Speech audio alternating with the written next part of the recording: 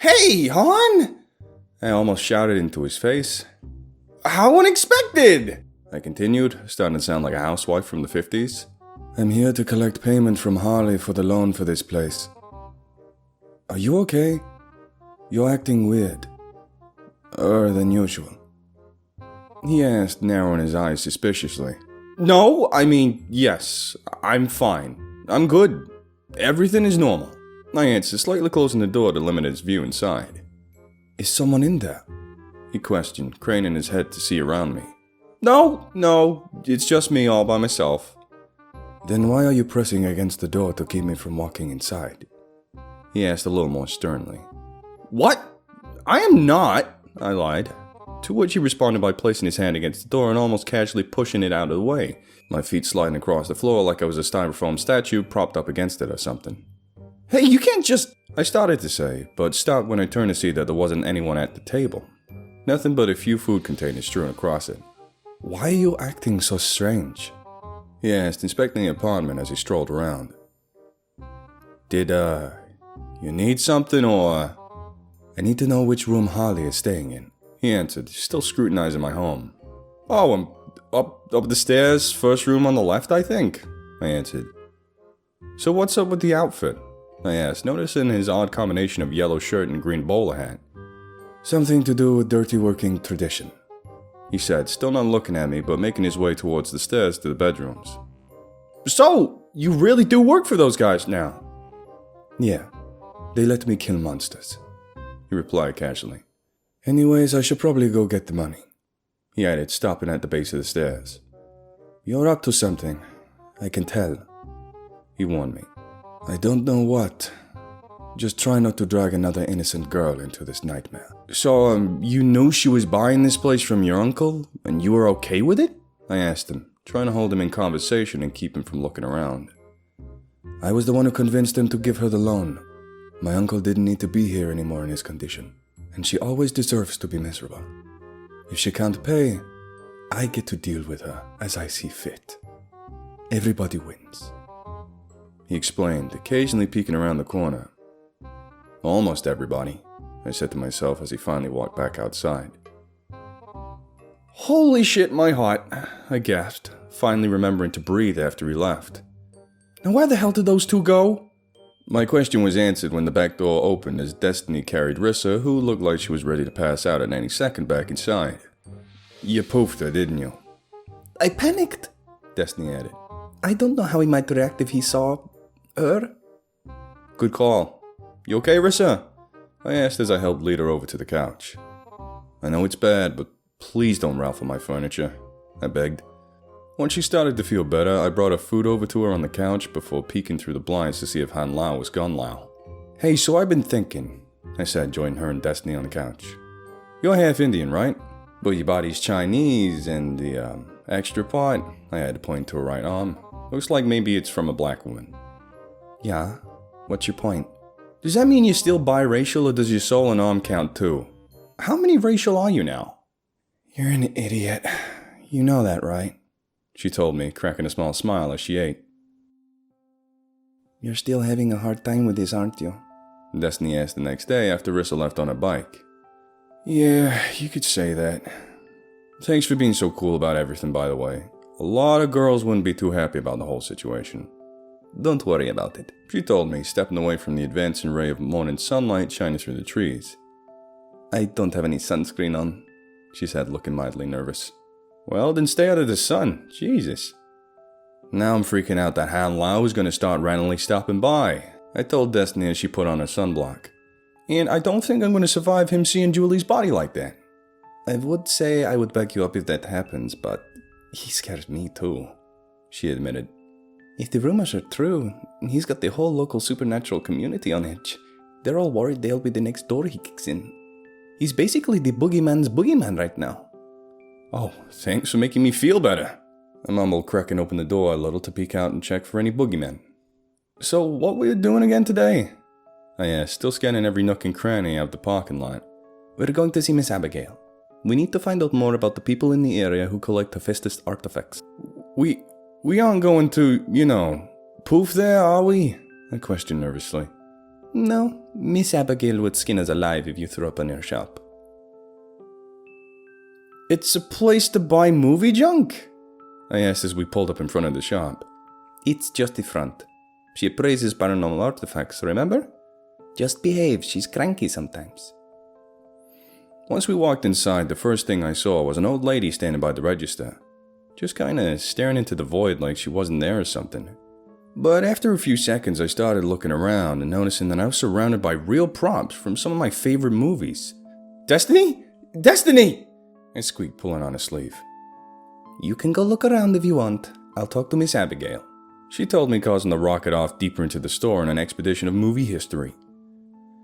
A little while later, I finally joined Destiny at the counter with Abigail, where they were in mid-conversation. Actually, one of the collector's houses got robbed not too long ago, and a Hephaestus artifact was stolen. A particularly valuable one, for that matter, Abigail said. Anyone who could get a hold of something like that was probably a pretty serious collector. It sounds like it might be something, Destiny replied before turning to look at me. What do you... I'll take both of these, I interrupted her, holding up a bundle of clothing I had and laying them on the counter. Is the costumes out of Wally Beach War is Lochna, and Oded Fair War is Ardith Bay and the Mummy Returns? I added loudly, almost nose to nose with Destiny.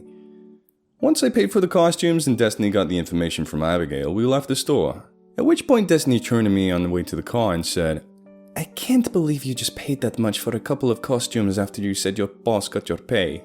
Hey, don't judge. These are awesome, and I'd be insane to pass them up, I argued, hugging the bag close to my body. You're just a hater. Oh yeah, I almost forgot. She had that hat that Alan Tudyk wore in Tucker vs. Dale in there too. Once I said that, she came to a full stop, and just as her eyes widened, poof, she was gone. About a minute later, poof, she was back, hat in hand. Don't look at me like that, she grumbled as she opened the driver's side door. Hey guys, I'm back. What the hell? Risa asked, pushing the bike through the front door and seeing me setting up the mummy costumes on the mannequins I bought for them on the way home. What are those? They're real costumes from the Mummy Returns, I chirped, looking at the screenshots on my phone and adjusting the fabrics to match. Oh, okay then. Why does Destiny have an old gross trucker's hat? She questioned, turning to see Destiny beaming at her hat. It's from Tucker and Dale. It's the one that Alan Tudyk wore, I explained, still tweaking the costumes. Well, alright. My legs are killing me. Mind if I take a bath? She asked me. What? Yeah. You don't have to keep asking, you live here, I told her dismissively, still immersed in the movie props. You didn't see her smile, did you? Destiny asked once Risa went upstairs. What about what now? Who? Stupid? Risa. She asked permission to take a bath and you said she lived here. I think that made her actually feel alive.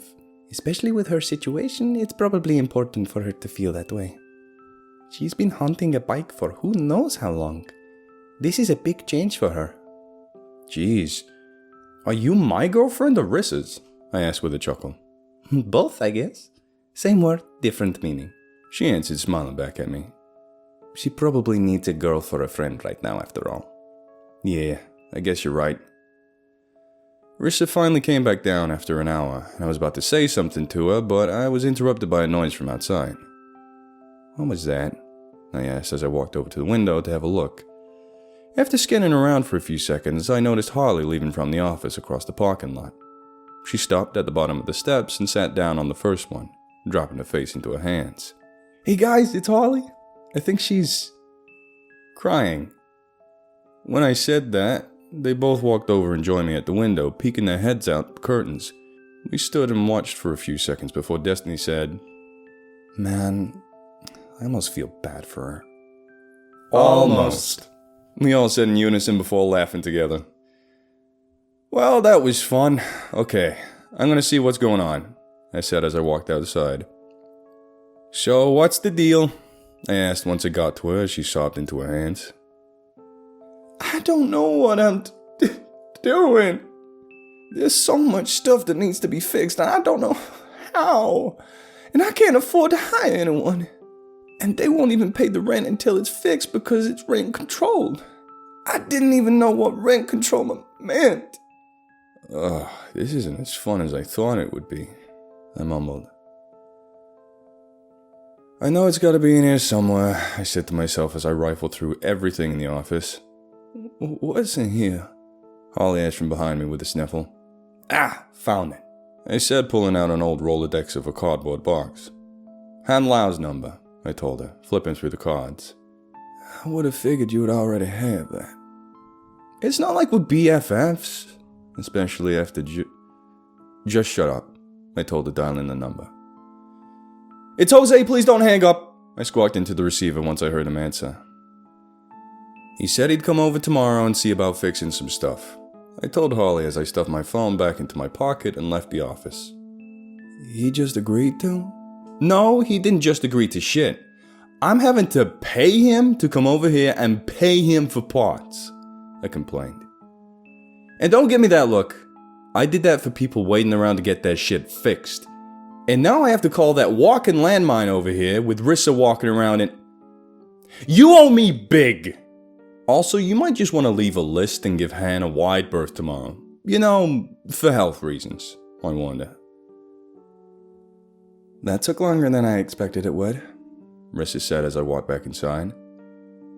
Whoa, you look grumpy, she added as she saw the look on my face.